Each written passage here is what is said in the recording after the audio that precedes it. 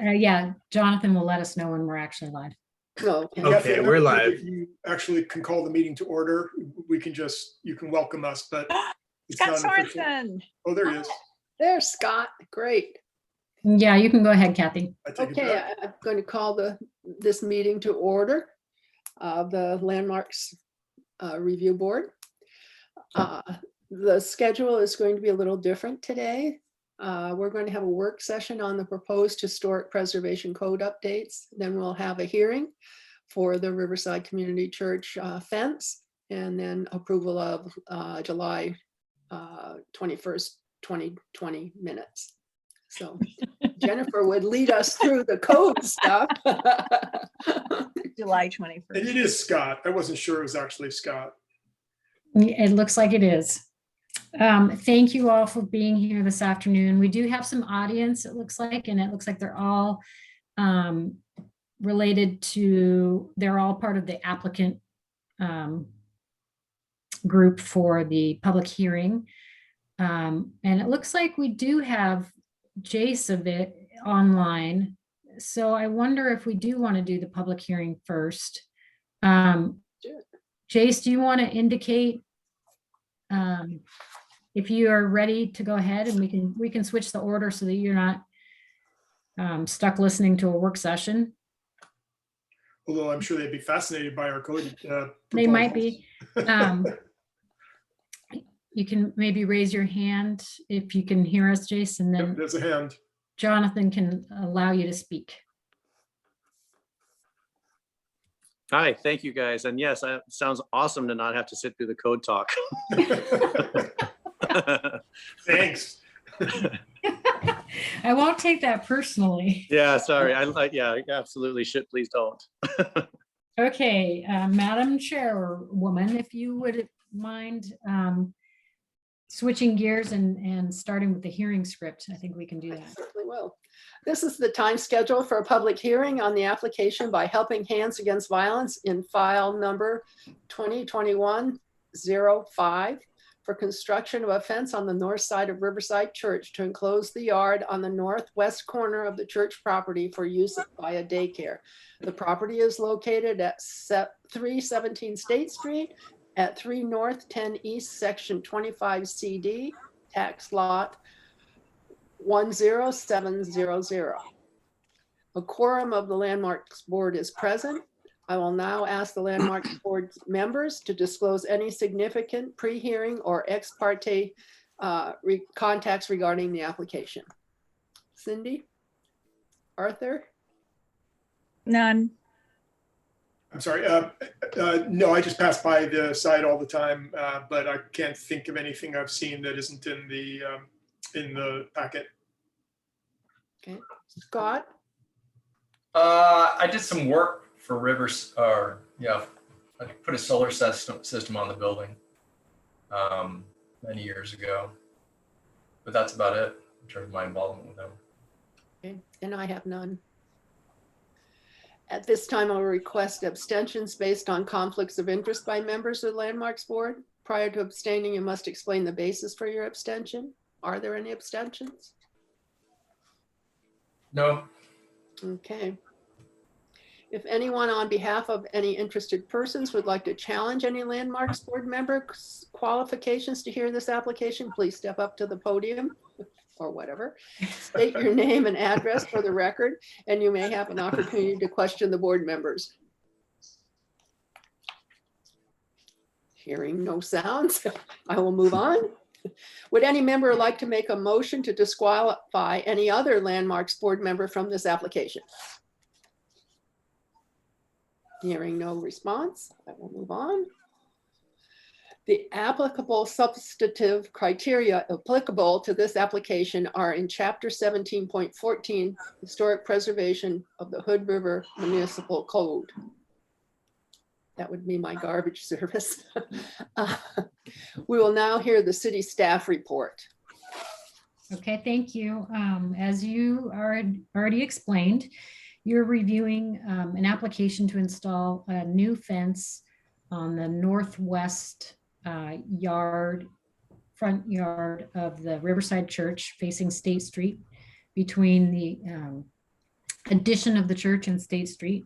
The purpose of the fence is to enclose the yard for use by a daycare in the building, to make a safe space for children to play. And the fence is also required to meet building codes for safety purposes. For your purposes, you're reviewing the visual aspects of the fence in relation to the Historic Preservation Code. And I realized that I wasn't as clear as I maybe could have been in my staff report about the applicability of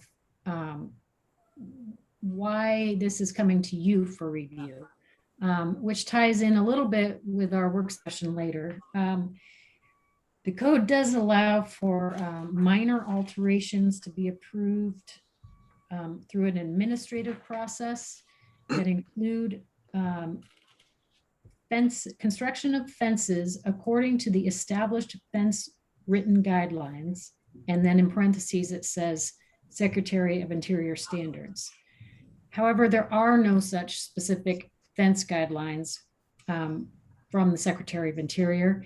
And I do have an email from a couple of years ago from Joy Sears. You'll remember her as being an advisor at SHPO. And she said, I have no idea what your code is referring to. So with that, and also at the discretion of the planning director, who said the location of the fence is such that it's highly visible from a public street. It's basically the front yard of a very important historic building in our historic district. He also wanted your review of this proposal, given those circumstances. So the fence is subject to some review criteria in chapter 1714.100. Essentially, any exterior alteration to a historic building has to either be meet one of two criteria. The first is either that it brings the historic building closer to its original historic character, or that the alteration is compatible with the historic nature of the building and the surrounding area being the historic district.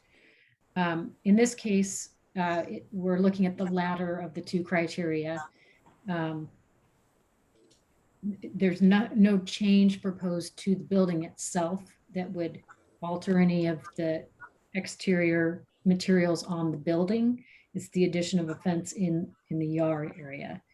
And as it described in the staff report and the application, the fence itself is proposed to be constructed of black steel square tubing and approximately 42 inches in height. It has vertical pickets and it's relatively simple contemporary design. In order to determine whether the proposed fence is compatible with the building, you use the Secretary of Interior guidelines as guidance for that. The Secretary of Interior standards, excuse me, for guidance. The first is that the proposed alteration doesn't change the historic use of the building, and no change to the use of the building is proposed. The building has and will continue to primarily be a religious institution. The daycare is an accessory use in the church. The second standard is that the historic character of the property shall be retained and preserved. And part of what makes, what is included in the description of Riverside Church in the survey that was done to establish its historic significance was the construction of the church itself using basalt rock and some of the detailing on the windows, but also the rock retaining walls in the yard. And the proposed fence is adjacent to one of those rock retaining walls, but does not actually attach to it or alter the walls in any way.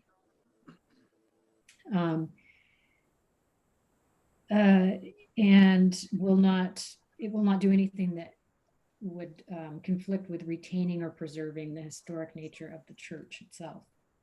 The third standard is that the property is anything that has been that is added doesn't create a false sense of time, or add something that's in conflict with the design of the church or character of the church. And as I mentioned, the design of the fence is contemporary, but it's not a design that will stand out and be obviously differentiated from the church in a way that takes away from the historic nature of the church. Fourth standard is that if there are elements of the building that have acquired historic significance in their own right that were added later, but then have now become historic, that those not be changed and that they be retained and preserved. And this is the proposed fence is not changing anything, any additional elements to the church. There was an addition in the probably 1950s, and this doesn't alter the addition. Whether or not it's deemed historic, I didn't venture to determine. The fifth standard is that it preserves all the distinctive features of the church. And as I've already explained, there's no change there. The sixth standard is that any deteriorated features be repaired as opposed to replaced. And neither is proposed in this case. We're adding a new element, not altering any existing elements or repairing any existing elements. The next two are really some standard conditions that we see on almost every application, and that is that the applicant's not proposing any chemical treatment or sandblasting or physical treatment to the historic features of the building. And none are proposed, but I do, like with nearly every application you see, propose a standard condition of approval just to reiterate that, as well as a standard related to the protection of archaeological resources that might be discovered in the course of construction, which I don't anticipate in this case, but it's good standard practice to have a condition of approval related to that state requirement. Jennifer, you'll have to let me know if they find a cannon, because there used to be a cannon there and we're missing it. No one knows where it went. So keep your eyes open. Okay, I hope the applicants are listening. Okay. And I'll try to remember to let the building department know that. Yeah, thank you. The second to last standard here, the ninth standard, is that the new addition or alteration not destroy historic materials. I think I'm getting a little repetitive in that the fence is going to be installed in such a way that it doesn't attach to the retaining walls. It could be the design of it is compatible with the vertical elements of the windows that are on the addition of the church behind where the fence will be. It's not, it's a pretty small scale fence. It's not proposed to be any larger than what's needed to meet the needs of the daycare, and it's not going to be distracting from the church. And no historic exterior materials are proposed to be altered or removed.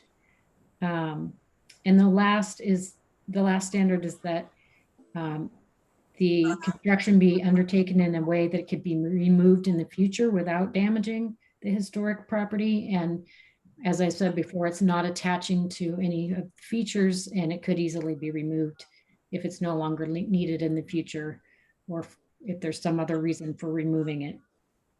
So I do recommend, in short, or in summary, I guess, I do recommend approval of the fence as it is proposed and designed. I've noted in the staff report that it does need to meet some safety requirements in the building code, none of which should affect how the proposal has come to you. They have already submitted a building permit that is pending your decision. After your decision, just so everybody understands the process, we will write up the final decision and send out a notice of decision. So that will take a couple days. We'll have to have the chairperson, Chair Orfall, sign the decision. So that will take a couple days, and then we can get a building permit going, assuming that the Landmarks Board agrees with the staff recommendation to approve the proposal. I'm happy to answer any questions. I included some very standard conditions of approval. And otherwise, I think this is pretty straightforward. Are there questions for me? And then we can let the applicant speak.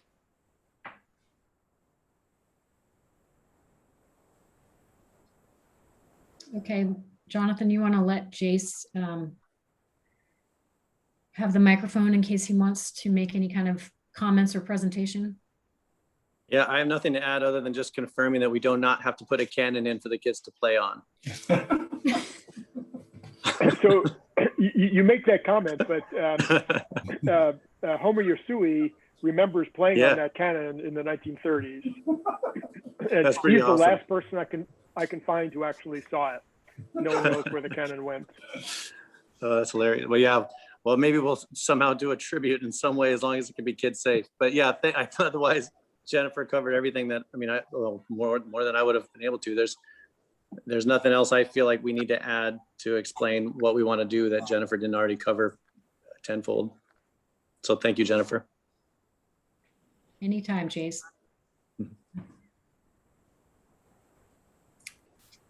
Okay, Yeah. well, now it's up to the board to deliberate and make a decision and a motion. I'm ready to jump in, but Or does she have see to if read there's any, anything? I guess, sorry about that. I thought she had to do one more thing. Yeah, you just might want to check, Chair Orfall, if there's any other public comment that anybody wants to make. Yes. Is there anyone else that wishes to speak to this?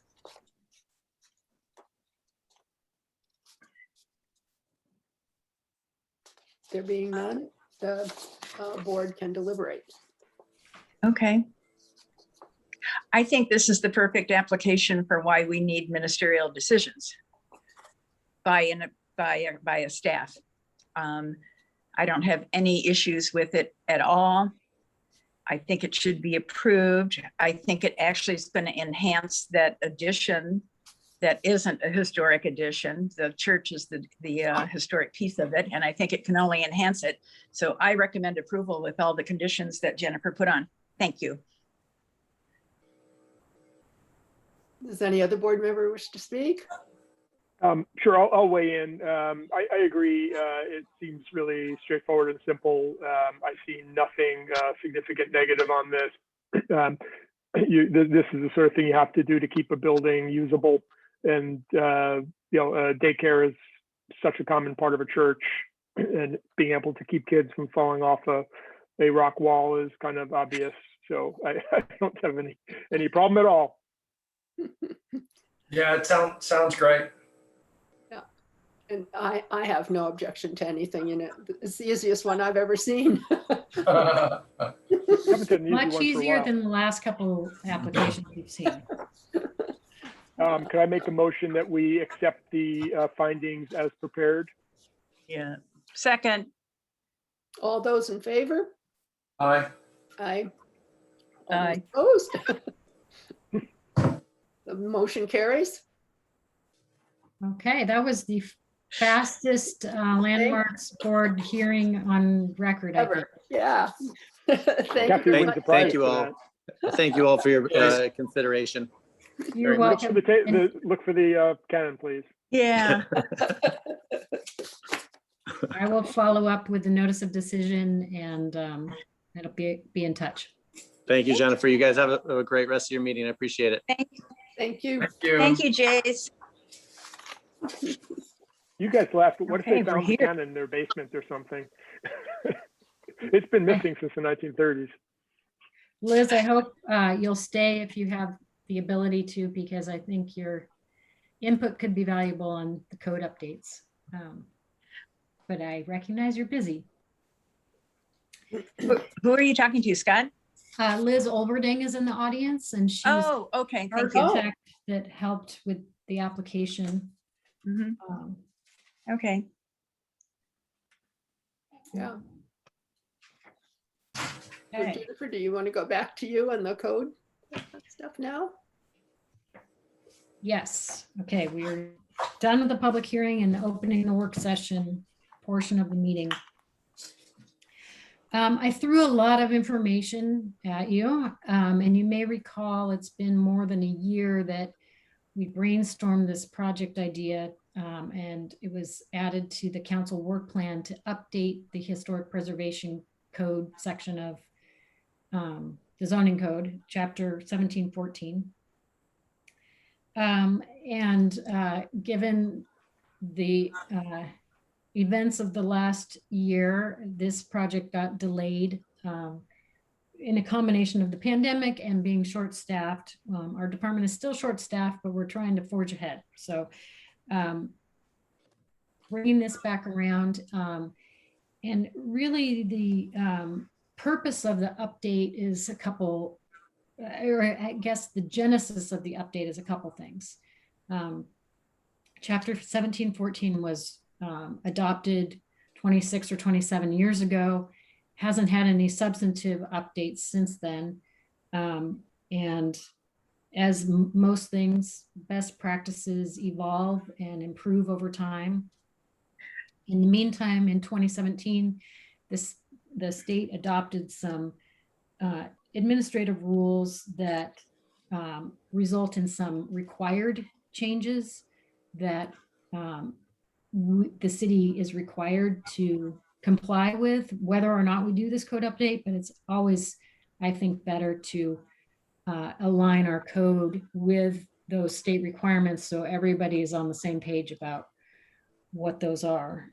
So those two reasons, and because there are aspects of the existing code that I find ambiguous and confusing as somebody who is trying to implement it, I think are good reasons to revisit the code.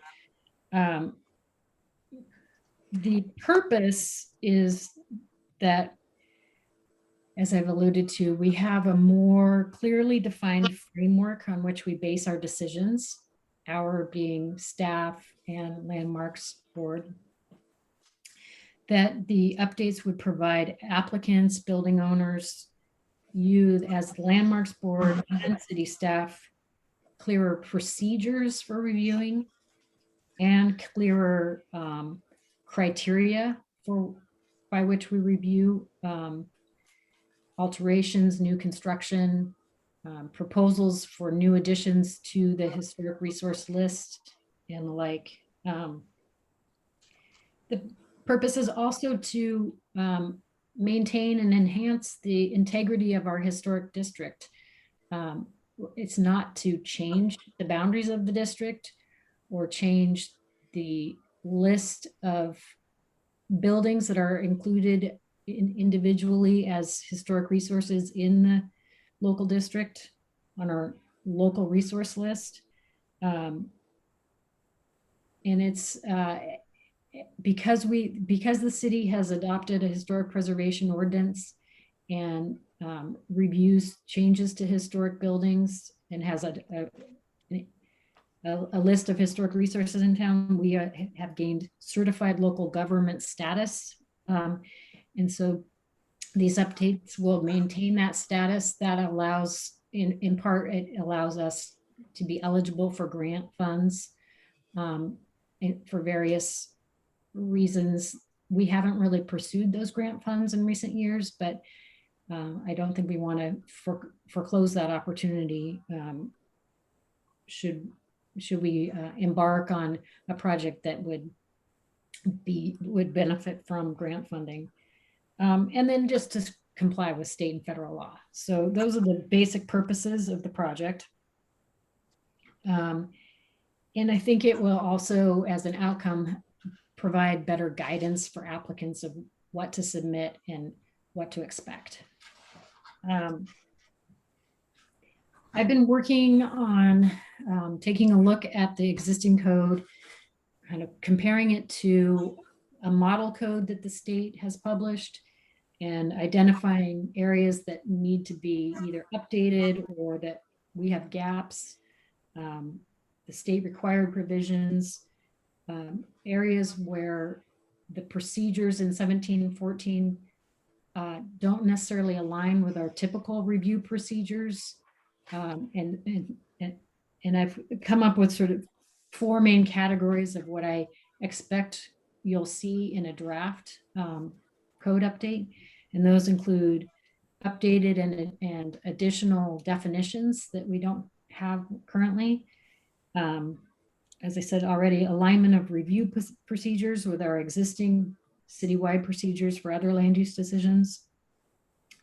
The state required provisions that I've mentioned, and then the clarification of which types of actions, exterior alterations, etc., require which level of review, whether it's a ministerial review through just a building permit process at the staff level that is not, there's no notice given to other property, surrounding property owners,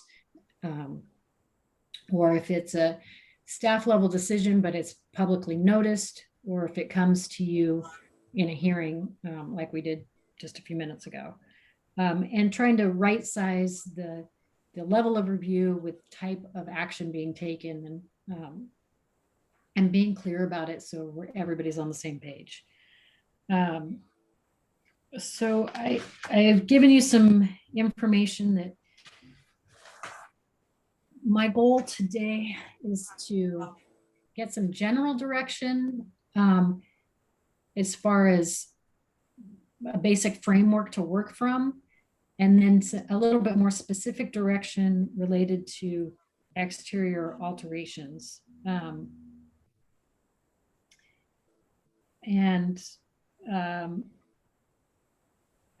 As far as the basic framework, as I quickly mentioned, the state published a model code, and they've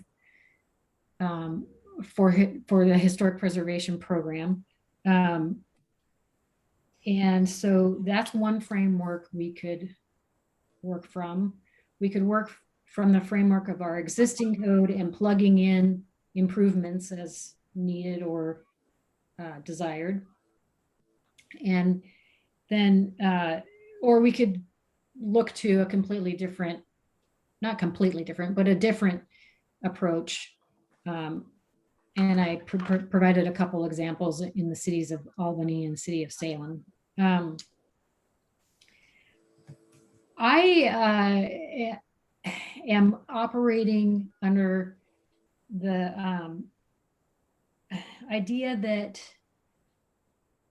I think it might, my recommended approach is to use our existing code as the basis and plug in changes primarily from the model code where needed, maybe borrowing provisions that you like from other cities for some of the provisions. But I think that the benefit of that, or maybe a better way to describe it, is the risk of sort of tossing out what we have and going with the model code and maybe plugging in a little bit of Hood River specific provisions, is that I just worry that we might give the perception that we're making more substantive changes than what we're actually intending to do.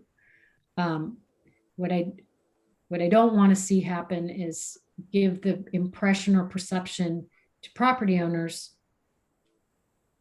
that the purpose of this is to make life more difficult for them, for lack of better Makes sense. Can I interrupt you 1 second, Jennifer? Yes. Until I read, at first I sent a note to Jennifer saying, why don't we work from the model code? And then this morning, that was last night, I sent it to her. And then this morning I read the whole model code and I went, oh God, let's go back. So forget what I said about the model code, Jennifer. Can you say Well, I again want to what pause you- there and just get some general feedback from you. I mean, what I'm hoping today is that you'll provide some at least gut level reaction feedback for me to then move forward. I'm not expecting that this is going to be done in a couple meetings. It's going to take several. And I do really think it's important to involve the property owners, which I haven't even started to do yet. So I'll So, pause Cindy- there and hear what you're thinking. Cindy, can you explain what caused you to react that way to the model code? Sure.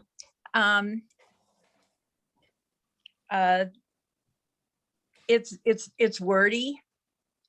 It has a lot of extraneous information in it that I don't know if is so applicable to a littler city like ours.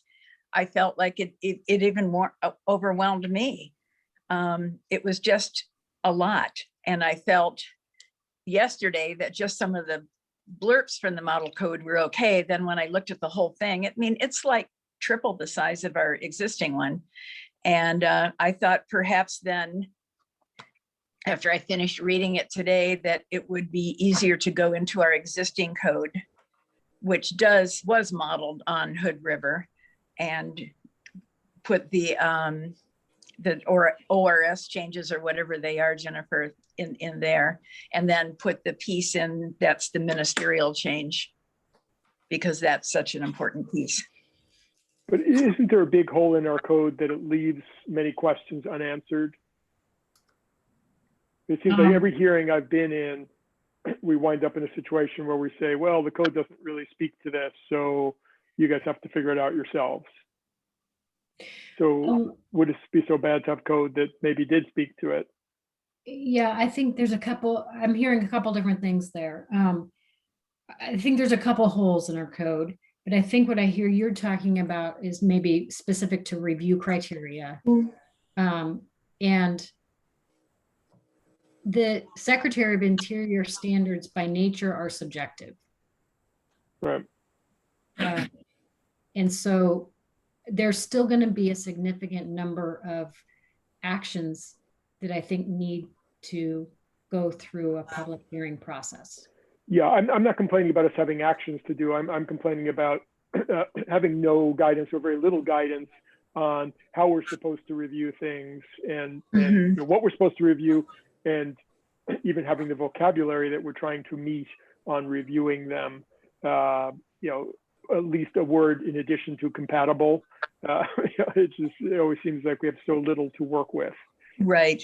I guess one thing I would suggest is, however we go, what I would hope staff could do is to review the last, 4 or 5 decisions that we made, which takes us back probably 5-6 years, and see in general how have we solved the problem? What impact would that make on that decision-making process? I think one of our problems have been the Secretary of Interior standards. So if they leave and clear and objective criteria were put in, that would help a lot. Well, I'm not sure we can get. They're not going to be clear and rid of objective. Get better direction. Yeah, I'm just looking for vocabulary, sort of a common Right. vocabulary that we can use as we talk about these things. And I think there's common vocabulary just even in the little blurb you showed us from Albany. So there may be other jurisdictions that have fixed this a long time ago. That's what I was going to mention, is I think perhaps reading some other ideas that it would be helpful, I think. I thought the matrix in Salem was a little overwhelming, but maybe there's more Albany-like codes to look at too. And the list of what small cities are CLGs, certified local governments in the state of Oregon, might help too, because they might have updated to meet some of that stuff that we have to remain a CLG. I don't know. Yeah, I don't think there are very many that have done recent updates, and Albany Okay. was one that was suggested to me to look at by SHPO staff. But I will look into whether there are more Okay. examples. And would it help if we looked at some too? Potentially, I don't want to give you guys too much homework, Homework. but I really like Arthur's idea of identifying where, we've had holes and identifying just based on the past, because that's what we're trying to solve. It sounds like is Mhm. where we've kind of hit walls, or where we felt like maybe, people who want to do things in the area have been maybe misled, or, we just want to be able to have the proper guidance from the beginning. Well, I don't so that they think can get really close, Mhm. I don't think the code does have good proper guidance, and I think that's why then the Right, design guidelines were drafted and they've never been codified. That right. might be something to start with. that's another Yeah, I option. wonder if, Yeah. in terms of outreach, you talked about at some point reaching out to the public, and specifically reaching out to, again, the last 5 or the last 10 applicants, and saying, hey, we're looking at cleaning up this code, and we specifically want to do it in such a way that your job would have been easier if you were working under the new code. Do you remember at all what what issues you had? Yeah. That's a great What made idea. it hard for you? Where was it ambiguous? What made it hard? What could we do that would make it less onerous? Well, it usually comes down to the same thing, Arthur. It's just give us a complete plan. Yeah, tell us what you want. I mean, right. Yeah, that seems to be a huge problem. I know the example that people always come up with the Gordon Commission, which I know is a different issue, but they say that they won't tell you what colors you can use, but they'll tell you what colors you can't use. So you have to go with the color, and then they say, well, no, sorry, no. Okay, yeah, that was okay. I think We'll know that's it a when good we way see to it. start too, but I think also, just we always showed them the design guidelines saying this is how the downtown looked and stuff, but they were never codified, and nothing's codified. So you But can't they're, look at it and even say if they're not, doorways should be wooden. yeah, Go ahead, even if they're sorry. not codified, they are not even referenced in the code. No. So I think No. they get overlooked oftentimes. I'm Mhm. sorry, what is that? It's overlooked. I missed the beginning of that. The design guidelines. Oh, That was a subsequent, that was a hard word to say, grant, because we didn't have guidelines in the original code. And the council at the time wasn't excited about codifying them, but if you wouldn't mind, Jennifer, sending them out, or are they on the website? They are, on the okay. website. Okay, if we could all, maybe that's our homework, is we look at those and say, how do you make those into standards? Excuse me. by guidelines, you mean the that document that we have that has inserted into little pictures of some Hood River Yeah. examples? Mhm. Okay. Yeah. And so I guess I forgot, what is the legal status of that document? It's just a reference, right? It doesn't actually have legal status. It doesn't have legal status. I have been using it in my staff reports as recommended that they use it as a reference for justification of why they meet the criteria. Yeah. And so I've been including evaluation of it as applicable in the staff reports, but it's not referenced in the code. And so even if it's not made into standard, it could be referenced in the code in a way that it gets more use and more relevant. It's more, I don't know. I think it's both helpful, helpful to both the applicants and to you. So, Right. And Well, perhaps, we referenced it a oops. lot when we're meeting. So we do use it. yeah, we And it do. might- It's kind of, allow things Go- to be more ministerial. because it's right there in front of Jennifer. You know, we want this, that, blah, blah. That's, so it wouldn't have to come to us. Yeah, I mean, example like this fence is a clear one where there's really not, well, I suppose you could say that there's some judgment involved, but it sure doesn't seem to me like it's a significant judgment. What I kind of laugh about is the fact that we have a pamphlet of design guidelines, which we don't connect to the code, and then the code refers to non-existent Secretary of Interior guidelines. So it's kind of funny that there's 9 of them. They're just kind of. No, I'm talking about, but there's some specific things, like, for example, when you talk about building a new building in the historic district, we refer to the Secretary of Interior guidelines, but they don't have guidelines on building a new building in a historic district. There's a sentence, I think. It's not easy. It's not easy. I don't remember even finding a sentence. I seem to recall. New construction, it's like number 7 or 8. Yeah, it is in well, there. you find that and you show that one to me, because I remember looking, I couldn't find anything. If there's new construction, yeah. Yeah.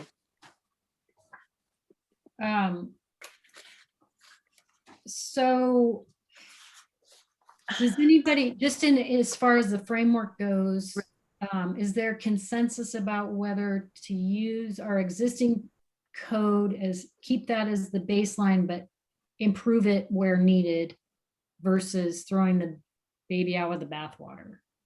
Definitely. A lot of hard work had to go into that document originally. I don't see any sense in reinventing the wheel if we don't have to. As long as it's legal. I'm sorry, I'm torn on this, because my experience is that our code has grown by accretion. We started with code in the 1950s, and landmarks, came in what, 1980s. And every time something goes wrong, you add another piece, but you wind up at some point with code that really doesn't have any substance or structure. And so I guess I would, I would trust your judgment, Jennifer, on what base to work with. But I know if this were other parts of the code, I would probably be, of Title 17, I mean, I would probably be in favor of throwing them away, because they're so tangled and there's so many layers upon layers upon layers that you just don't know what you're working with. So I guess this hasn't been changed that much, so maybe it's not so bad. Now, it certainly doesn't feel as bad to me as most of Title 17.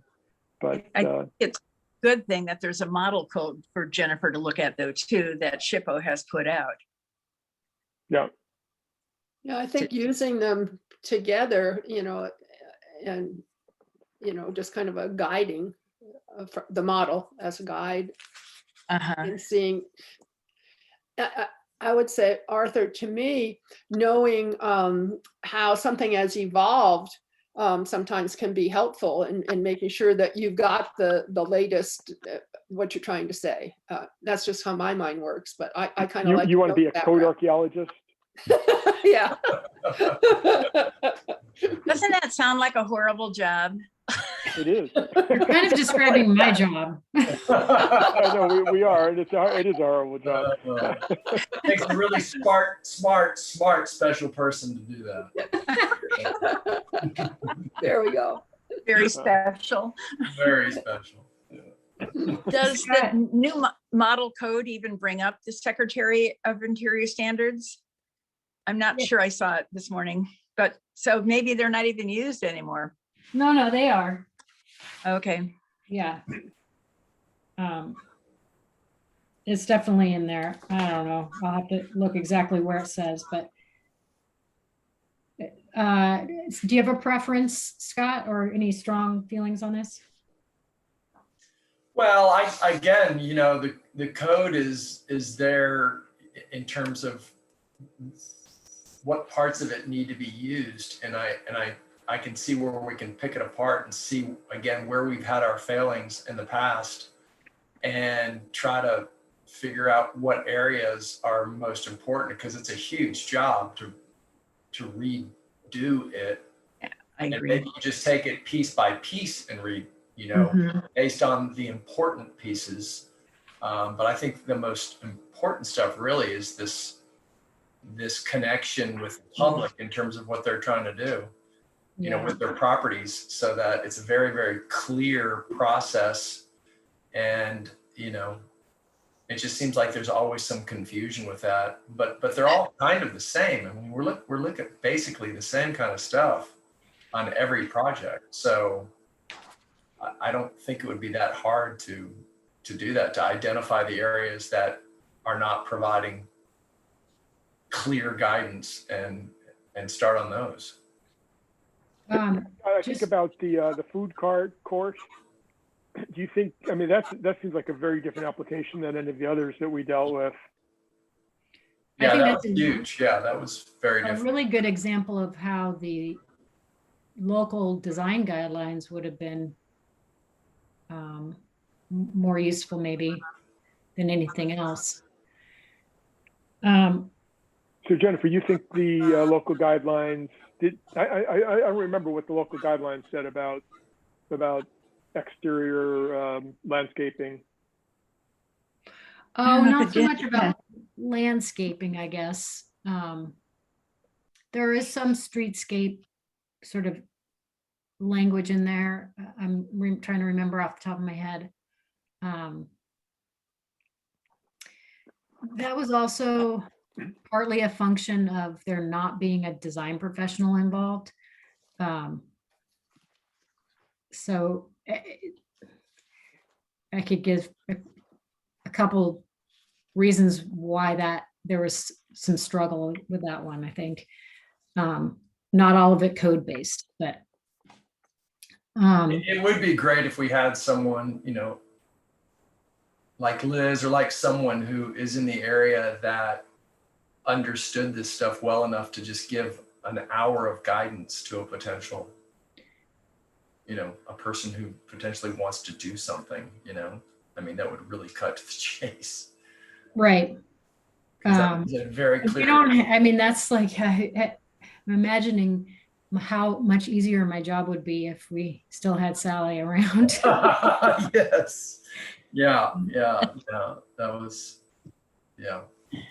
And not to nominate anybody, but when Jeff finishes construction of his new house in White Salmon and is no longer eligible to be on the landmarks board, maybe we can impress upon him. No, yeah, he'd be great at that. In fact, can we vote him in right now for something while he's not here? Well, we still need him on this. Yeah, Nominate yeah. But a couple things, just sort of big picture, and then I want to drill down a little bit. There are a number of definitions provided in the model code that I think would be very helpful to add to our code. So I think that will help with the vocabulary question that was raised.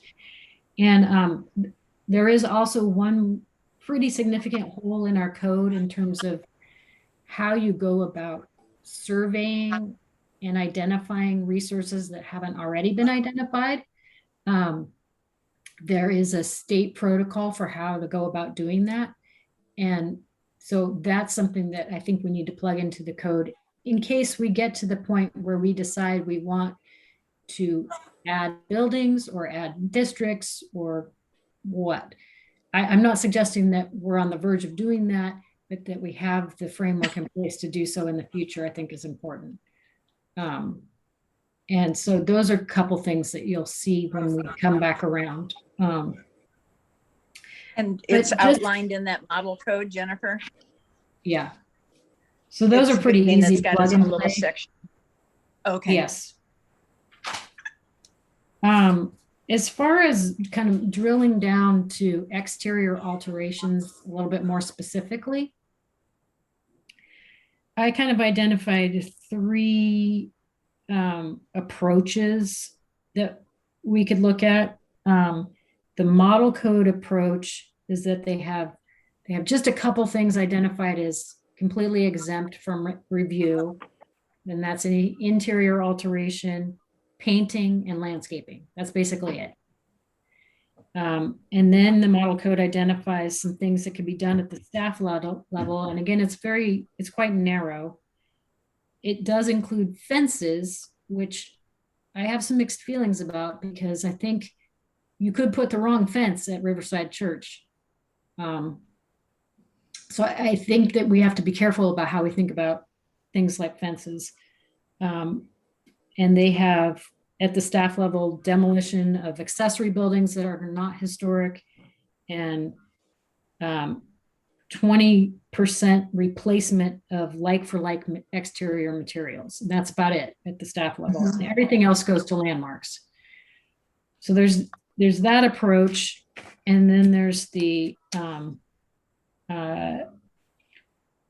Albany approach, which is essentially staff reviews alterations that are not visible from the street,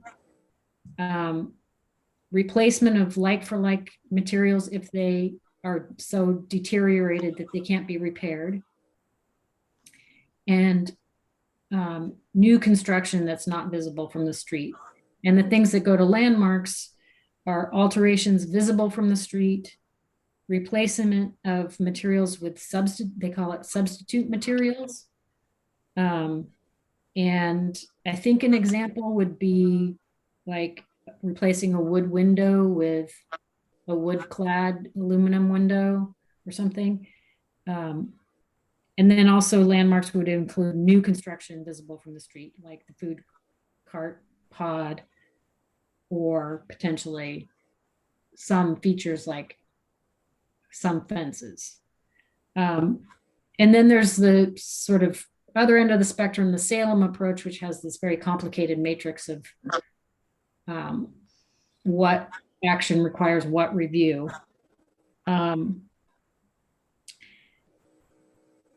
And in terms of thinking about which approach might fit best for Hood River, or some combination, some hybrid there, I started looking more closely at windows. And I think we have a pretty mixed track record of window replacement. And I think we've been maybe a little too lenient with window replacement versus repair. The more I read about windows, the more I'm understanding the value of repair until it's cost prohibitive and you can't repair anymore and you have to replace. And I would encourage you to, when you're downtown the next couple times, to look more closely at windows that are still the original wood windows versus some that have turned into aluminum windows over the years. I tried to take some pictures, and they don't necessarily show up in photos as well as looking at them in person. So that's one thing I would like you to think about, and maybe think about, are the windows that are on the primary facade of the building valued differently than the windows on the sides of the building? Or So I guess when you talk about windows, I think about the distinction between windows and a storefront. The examples that I find most disturbing, I look through the historic photos from 100 years ago, and compared to what we have today, is we've lost all the transoms, we've lost the street-facing store windows, that sort of thing. And so I'm far more concerned about that than I am about the window construction itself. So I think what you're saying is cost prohibitive. The window configuration versus the material used in the window. So replacing versus repairing, I think you can still do it in the same configuration, have a much better historic faithfulness. I think the perfect example is the Paris Fair building, where the front of that building, I can identify 10 different treatments of the front of that building, and every single one is worse than the one before. So every single step of the way it's gotten worse, with the exception of the most recent, where they took away some of North's abominations. But other than that, you can just look over decades. I mean, the building was built in 1908, and by 1915, it was being modified and being damaged. Well, and in that particular case, you approved storefront rehabilitation that they never followed through with, unfortunately. So the other example I think of with that is the one across the street from City Hall, the Masonic Lodge building, where they completely altered I was going to bring that one up because we debated Yeah. long and hard on those windows on that one. and the damage was done. And maybe that's partly because our code wasn't as clear as it could have been. I don't know. Because the configuration of windows has changed so much over time, you almost can't tell what it was originally. And we don't have Right. great photos of that. Oh, come on, those are good. Better than nothing, for sure. The post office window there, the little window to get your stamps. Yeah, that was cool. Yeah. Um, I agree with you too. The transoms that we've lost have really affected how the street looks. They're unique to, well, not to Hood River, but they're a unique feature that are nice to keep if we can. Yeah, and a good example of that, Kathy, is if you go to the Dalles. I mean, every single building in the Dalles has covered over their transoms, and it doesn't feel historic at all, and yet those buildings are tremendously historic. Right. Yeah, just 100% lost the historic sense by screwing up the storefronts. Right. Yeah. They're and just that this is really important for me to hear your values. So Yeah. um, Well, I'll just add to it. It's more than the window placements. It's the interaction of the store with the street. You know, how you enter and exit, and what you see when you walk by. I remember talking to someone about why people think that the Columbia lot is so far away. People think, oh my God, no one's going to walk from the Columbia lot to downtown. It's like it's 100 yards. But what an architect pointed out to me was that the problem was that we don't have that as you're walking, you're not interacting with storefronts and streetscape that causes you to forget the fact that you're walking. And if you go to any major city and take a walk of that same length, every single step that you take, you're next to a storefront and you're interacting with that storefront. So it feels like you're in a city. And with us, you look at all the residential development along Cascade, which totally loses the relationship to the street. But even the commercial block and the same construction along the south edge of the Columbia lot, that there's just none of the interaction with the sidewalk and pedestrian. So it's not pedestrian scale. So I really feel very strongly about the pedestrian, the interaction with the pedestrian, the store windows, shop windows.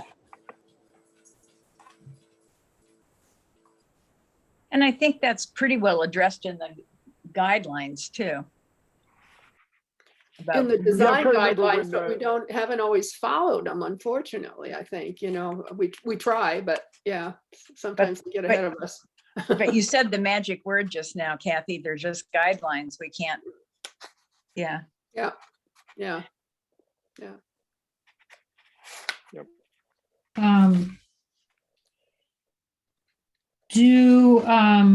What about features that may not be visible from the street? Let's say adding a deck on the rear of a historic building, or maybe a trash enclosure that's on the side, or another example that has come up has been roof replacement, and it's a flat roof with a parapet, so you can't see it from the street, but we don't really address it very well in our code. And or you think about the First National Bank when they added the windows on the non-active side of the building. Oh, in the Doppio area. Over the courtyard, exactly. Yeah. The courtyard, which was historically a movie theater, so there was no historical context. So I think that your decision on that was that didn't even go through. No, that did go through Landmarks Board because I had to chair that as mayor Yeah, because it there went was through no one Landmarks. available. Yeah. I'll have to look at that one. That was before my time. Yeah.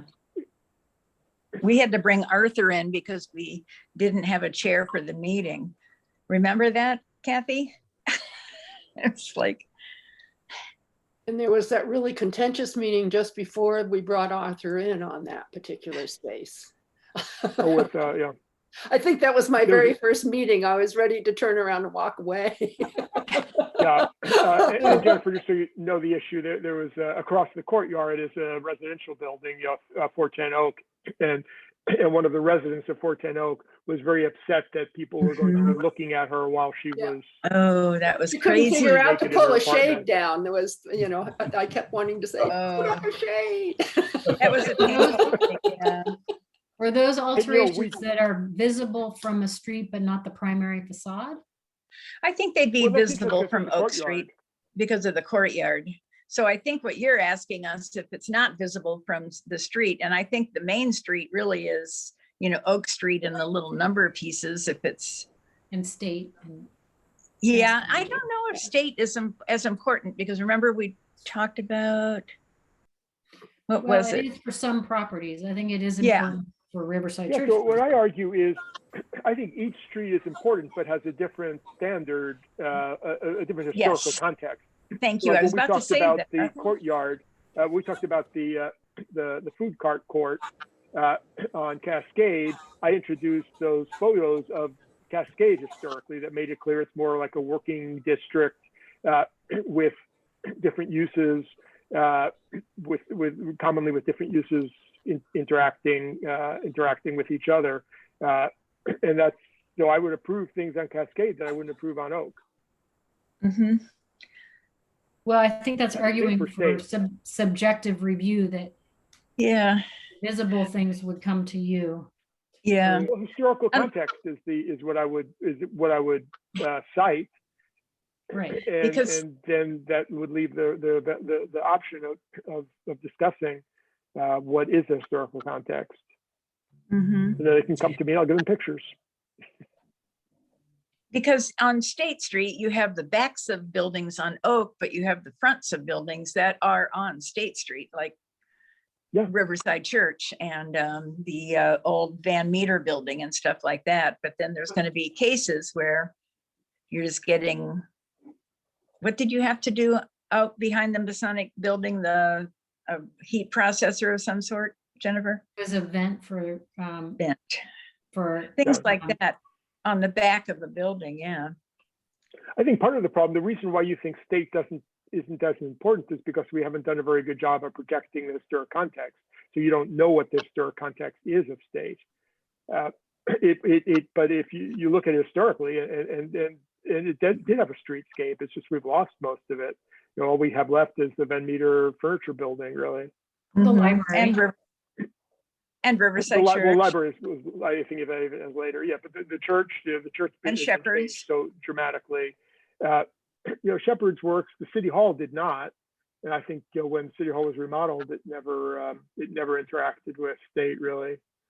I mean, it was better than it was before, but it's still. It was better than it was before, but Yeah. let's try to make it better. Okay, so Jennifer's Yeah. got the question of, because you asked us a question about, what would be ministerial reviews versus landmarks reviews. And when you went over some of them in the city of Albany, it looked like all their front building stuff had to go through landmarks. And I'm not sure that's necessary if we've got a good standard for like a door or a wood window or something like that. It can be done ministerially. I want to take this window out and put a wood window back in, things like that. And as Any long as thoughts it on still that? had the same pain pattern and whatnot, then it would be okay. But if it wanted to be changed, Yeah. then it probably should be reviewed. Right, no cutting. Right. I don't know. Okay. So, yeah, like putting the neon spire on Notre Dame. Put the what? The neon what? The neon spire on Notre Dame Cathedral. Yeah, thank you. Yeah. I just, every time I read about that, I just think of those poor folks who have to review that application. Can you imagine that? So I'm Are we gonna, making progress? yeah, I do want to see if I understand you guys about the window question. And hopefully you can see City It Hall. hasn't on the Yeah. app. come up quite yet. There we go. So these are Yeah, aluminum windows. it's my fault. Okay, I don't know whose fault it is, but I guess it's the best example I can think of to ask the question, am I hearing that you are saying you're not so concerned about what material is used in the windows as long as the configuration doesn't change? And in this case, No. maybe the configuration did change because you. No, what I said is that Multi-pane. I'm not concerned about someone repairing versus replacing Yes. with I- similar materials. Okay, as long as, so replacing wood for wood, you're fine with, Yeah. Yes. okay. But replacing wood for aluminum, not so keen. Yeah, I don't know how that one got through.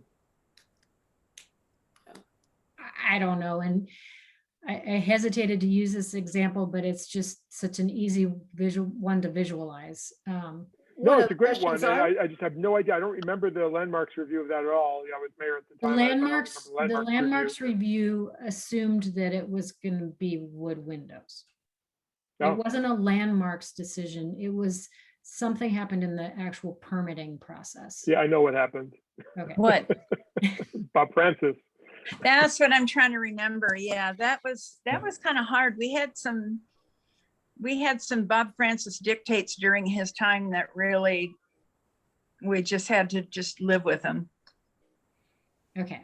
Well, We won't go there, but that was a hard one. Yeah. Stop shaking your head, Arthur. We're past that. I'm shaking it inside. One of the questions I have, do any of the applicants approach us for, I've forgotten the word. So the windows get too cold and or whatever. Thermal. Insulation, They double want- yeah, pane. They want to double pane them or something like that. Then what do we do? Because if we insist that they do wood double pane windows, that we've doubled their window budget. So I'm gonna email a couple window handouts that I've come across in the last couple days since I sent you your packet. But one thing I read about was installing interior storm windows in some cases. There's a couple different options. I'm confused. Cardinal will make any insulated glass panel, any shape and size you want. It's simply a Will they? question of what the framing is, right? Scott, you're the expert. Tell us. Well, yeah, sometimes the framing won't accommodate, a double pane because of the air gap. So sometimes it's hard to retrofit. Sometimes they can manipulate it to make it work. But I think most of the time it's difficult. So they'll put in a storm window. So you keep the integrity, you just get that extra pane. So is that the position that we take, is that they should use a storm window? Like that was actually my question, is how do we deal if they ask for that sort of thing? Is that covered in anything? I don't know. I don't know that it's super clear Have to right worry now. about but, there are some good reference documents that I think we could take a look at, but then also provide as information to building owners. That I think there's some helpful information that is probably available to people right now. So that's something we can circle back to in a little more detail. The only reason I bring it up is I had an office in one of the older buildings up on the heights with single pane windows that it snowed inside my office regularly. So, Yeah. Can I throw something out that's kind of percolating in my brain? Yes. Staying with and I'm just going to, I don't have it formulated 100%, staying with the existing code, getting some design standards for each of the main uses, some really good standards. I don't know if you have to use Secretary of Interior or not, but we can build on those. So there's very specific things that happen. And then a very simple matrix that says, if this happens, it's ministerial. If this happens, it's landmarks board. If this happens, it's this. And there would just be 2 rows. Well, I do think that there's room for some things that fall in between where there might be a little bit of discretion, but Right. maybe not so much that you need a public hearing, but you provide notice so people have an easy way to. Yeah. Oh, yeah. Maybe a 3rd row then, Jennifer. Yeah. Like not quite a public hearing, but let's notice the people. Mhm. So, and just kind of most of the things that come up and just make it very simple to look at and read. And then right after that is the standard for that improvement or that change. And then putting in the legal stuff from the model code. Mhm.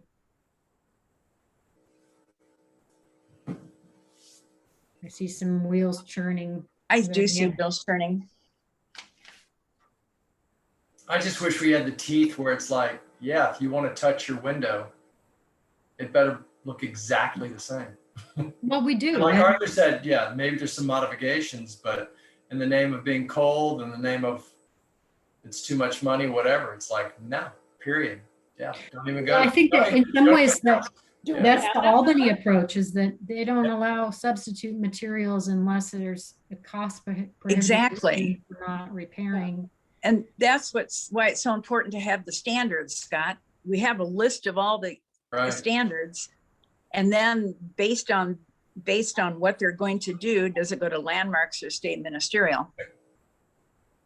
Because, when you think about it, except for like the food court, I mean, most of our stuff is windows and doors and transoms and color, texture, but it's all just, Mhm. it all is pretty basic. And I know what we all think. We all just like to keep it the way it is, period. And if you're going to touch it, you better do it right. But we just don't seem to have those teeth all the time. It seems like we're always. And that an important point is that this was written 26 years ago and people were very, very much opposed to it. And now I don't think they are. I think they want to keep their cute historic downtown. Right. A lot of new Even building like the owners. deliberation over that thing across the street from the city. Paul should have just been like, don't even waste our time. That's not going to work. We're not going to deliberate this. No. White vinyl windows? Sorry. No. You got to rip them out. So yeah. That was a tough one. Yeah. But I think you're on the right track. I think this is all part of it because the writing's on the wall. Things are starting to change. A lot of money's coming down and people are going to want to do things. Exactly. And careful. It's gonna get away from us. So, Yeah. Sorry, Scott. What I'd like to see is some assistance to the property owner or developer to understand what we view as the historic context. Right. So that something more so than the current booklet that we have that kind of may give some, some more clear examples. Again, I keep coming back to the Paris Fair building, and I just think that would be such a good example of here's how not to do adaptive reuse, and here's why. There is a context statement that was written that we have in all the landmark stuff, and maybe that can be a grant of some sort from CLG as to help us Yeah. with some words. Yeah.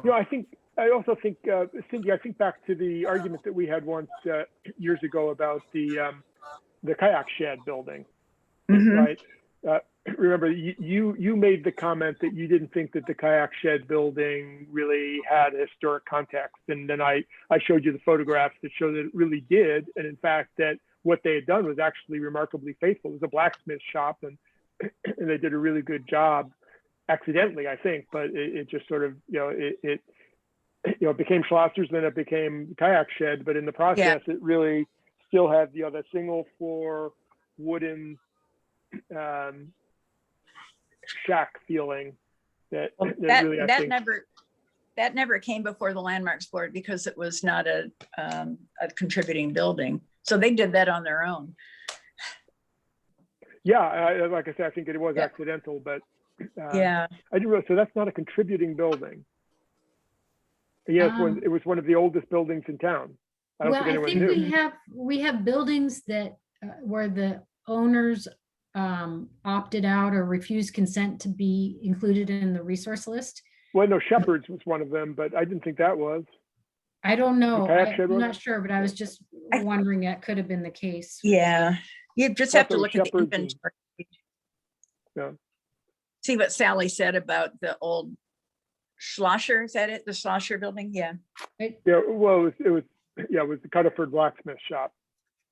It's gone now, so That's It's gone now. No, it is. No, and I miss it. It was one of my favorite buildings in town. I miss it too. okay.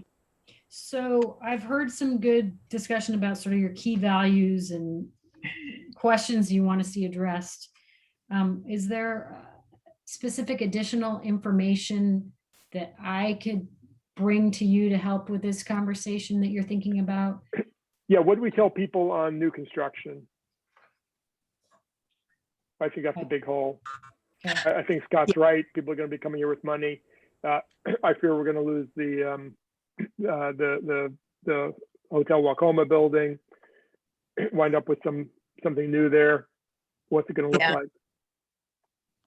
And even the corner where the Passport Cafe is now.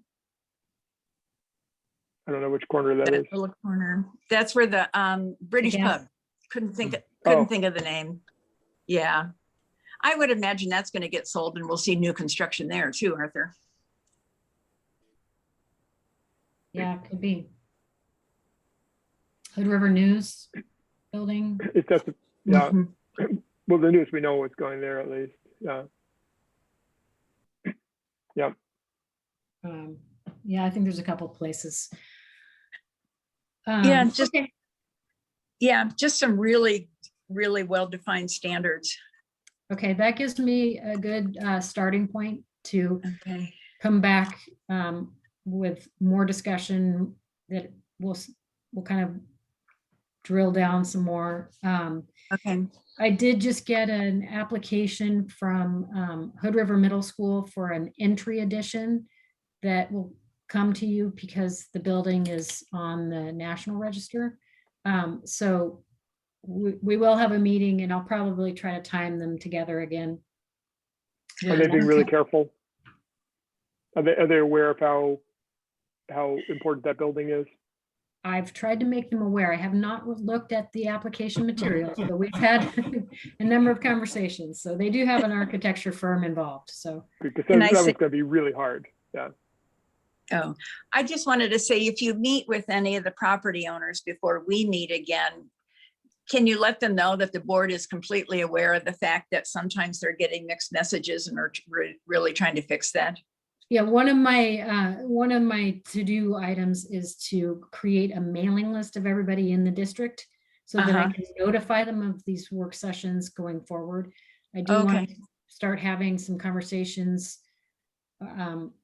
with owners, and I may also try to do some kind of work session specifically with property owners, but What would really be helpful there is an understanding of the shared values of our historic district, what it is that we value and why we value it.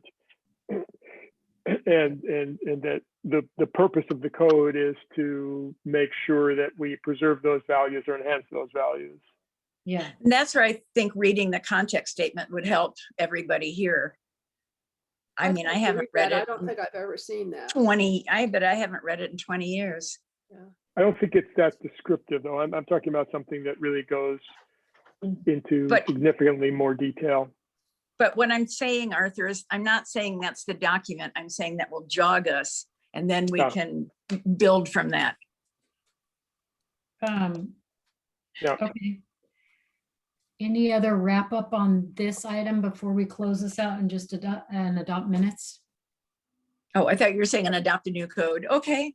Let's adopt a new code. Hey, It's Jennifer. not gonna be, sorry, I wish it was that easy. I like the way you work. It's awesome. The new code can simply say, don't think of touching the windows because Scott's not going to let you. All in favor? Scott says no. No, just no. Don't even smile. Just no. In case, can I just give you a tiny bit of history, just in case you didn't know, it was Scott Sorensen who put up the plaques, the historic plaques that the property owners built. He put every single one of those up for us. The best thing I've ever done. No callbacks. So I have a I haven't had question. one complaint. So Scott, you may be able to answer my question because I asked Sally about this and she couldn't answer. The photographs that are on the plaques, Sally dug those up, right? Yeah, I believe so. Mickey Chapman did. Did Mickey do that? Yeah. Do you know what happened to the photos? You know, it's really, Filed together. I think Mickey might have had them, but you know, she passed, so I don't know where they would be. Because they never made And it yet- back to the museum. They might have Oh, made it really? back. It's No, just so sad that Mickey, I'm a and museum Sally both- person, so I know that there are many of those photos that we do not have in our museum. And so, Okay. yeah, I asked Sally and she didn't know where they had gone. do you know Randy Miller, Mickey's husband? Okay, I do. Might Maybe be I worth can ask. reaching out to Randy, yeah. Yeah, I think Mickey had them and because Sally was doing the narrative underneath and Mickey was doing the pictures. Right. Well, maybe you can ask him Okay, I'll make a note. because there's some really good photos that I wish we had in our Okay. collection and they Yeah. would be very helpful for this current discussion. Right. Now, there is a book at City Hall, which is in Kevin's office, I believe. Jennifer, is that correct? The book which has all of the plaque contents in it. I don't know. I'll look. I think it's in Kevin's Yes. office. Yeah. I think that's one thing Jennifer had asked me to do is to come in and put all the landmark stuff in one place. Well, But then pandemic started. it's mostly in one place, but Oh, good. Well, ask Kevin. I think that's a simple one. I remember this book came up and someone showed it to me, and I think it was Kevin. I think he has it. okay. Oh, But we need, it'd be really nice to have good copies of those photos because they're good references, and we have maybe half of them, but the other half don't have. at the museum? Yeah. Oh, Yeah, okay. I think we may have had different copies of them, or I don't know Okay. how they were shared, but many of them never got back. And I don't know for sure if they were even from the museum in the first place. It could have been if they were from another source, but I don't have them at the museum. I've got 25,000 images, but those 24 images or so, I have very few of those. Okay. Okay. Thank you for the meeting, Jennifer. Yeah, well, we Yeah. have one more item of business. Oh, minutes. To approve the minutes from July 21st. I think Cindy made a motion and I heard Scott second it. Yep. Second. All those in favor? Aye. Aye. All those opposed? Okay, motion passes. This is the most controversial meeting we've had all year. Since last July. Yes, July 21st. Yeah. Well, see, I think the trick is it's almost wine o'clock. We're ready to move on. I've been working all day, so I barely made it to the meeting. Taking a shower, I was covered with sawdust and stuff, so I barely made it. Oh, okay. Thank you for making it, because with the 4 of you, we had our quorum, so. Yeah, There Okay. being and we had good ideas. Thank you very much, everybody. See you Bye, guys. everybody. Yeah. I think Bye-bye. the meeting is Jennifer. adjourned officially at 4:56.